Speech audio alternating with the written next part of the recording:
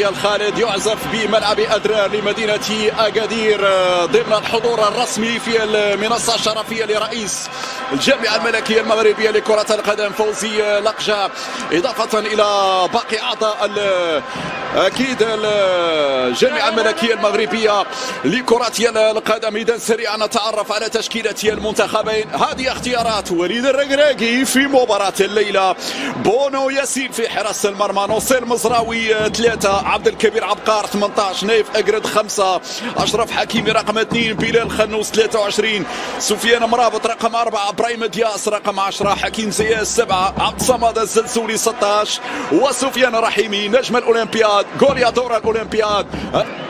بكل هدوء يهيئ الكرة لباطن القدم، لا زالت مغربية فيها عرضية على مستوى في أول مناورة. الزلزولي حط كرة جول الومضة الأولى والضربة الأولى. بلال دياس بلال يا إبراهيم يلعب على الجهة اليسرى، نسال الزلزولي، هي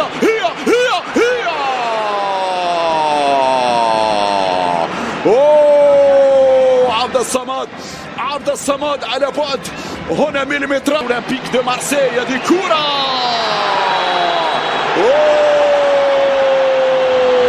ركلة جزاء. نعم، ركلة جزاء اصطاد عبد الصمد الزلزولي. نعم، كان في إعاقة من مبابا، تدخل كان واضح في حق عبد زياش. يتقدم زياش والهدف الأول. زياش بطريقة استعراضية على طريقة الشهيرة بانينكا، في الكثير من الثقة وفي الكثير من الهدوء. ياسين والمدافع بعد ذلك، والحكم ماذا يقول؟ هل فيها لمسة يد وهل فيها ضربة جزاء لفائدة المنتخب الجابوني؟ كورتك يا ياسين، أوباميانغ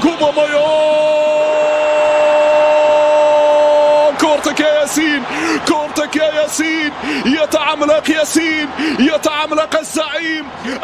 الدوري التركي كيف ما كان الحال من الدوريات حتى لو لعب على الجهة اليسرى فليس لديه أدنى مشكل. جملة تكتيكية، تبادل راية، عبد الصمد منتخب الجابوني، تحضير، تغطية بعد ذلك، رشا خطيرة، لا زالت خطيرة، طلع الكرة،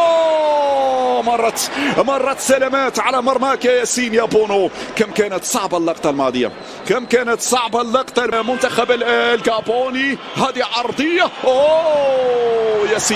ياسين يتصدى، وبالتالي كرة تتحول إلى الركني. أعتقد الآن هذا المركز لذلك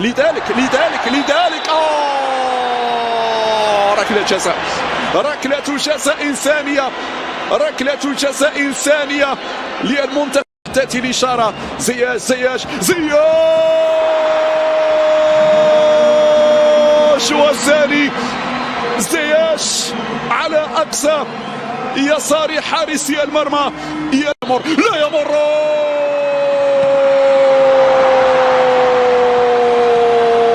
غريبة عالميا، لكن في المباريات الكبيرة وصلت لعبد الصمد. انزل عبد الصمد، العرضية أكثر وادي عند سفيان، هذه عند سفيان، مشي لعبد الصمد في العمق، هذه الحكيمي، سفيان مر لكن كان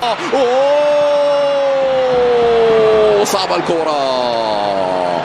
مخاطرة كبيرة من ياسين، لم يكن ونتمنى تتبلور كذلك مع المنتخب الأول.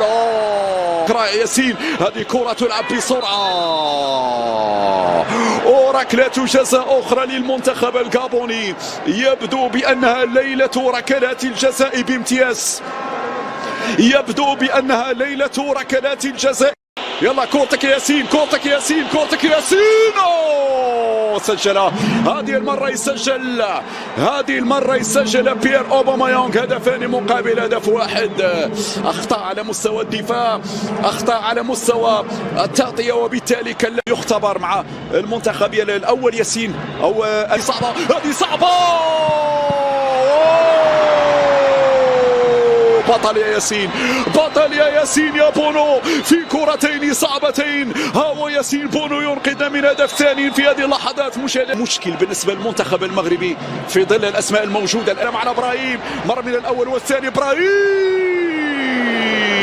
يا إبراهيم، وإن تأخر بعض الشيء إبراهيم في تسديد، لكن حاول أنه الكرة راسية خطيرة أخرى، بينما الكرة الأمامية وصلت على الجهة. دانيس يرفع هذه الكرة مقوصة. ياسين محمد السيف على عبد الصمد يرفع الكرة في القائمة الثانية. لك بوطيب آنذاك هذه كرة أمامية تغطية. افريقيا الوسطى انتصرت على ليسوتو سراي، بينما كرة بينية ممتازة. إبراهيم ركز يا إبراهيم، ركز. حكيمي زياش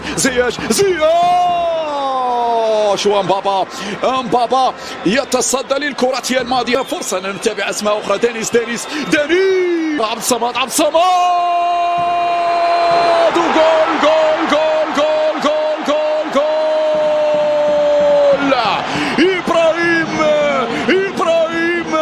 إبراهيم دياس الثالث للنخبة المغربية. هكذا المتابعة من نجم ريال مدريد إبراهيم دياس يوقع على الجول. نجوم لا ليغا يتألقون في الكرة الماضية. عبد الصمد عمل فردي رائع. عبد الصمد عمل ليسوتو اللي يبدو بأن هي الحلقة الأضعف. عبقار يلعب الطولية في اتجاه أيوب، أو اللمس الطرف الأيسر. موكيتو تبديلات قادمة في صفوف منتخب الجا. تحرك الزلزولي رائع بين اليمين واليسار. صعبة ديال الكرة. بابيكا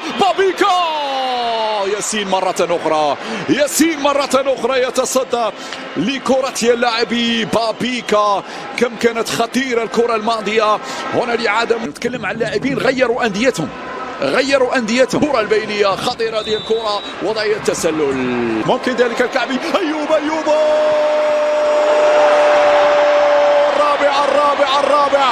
الرابع يا أيوب. كعبك عالي يا أيوب يا كعبي، كعبك عالي يا كعبي.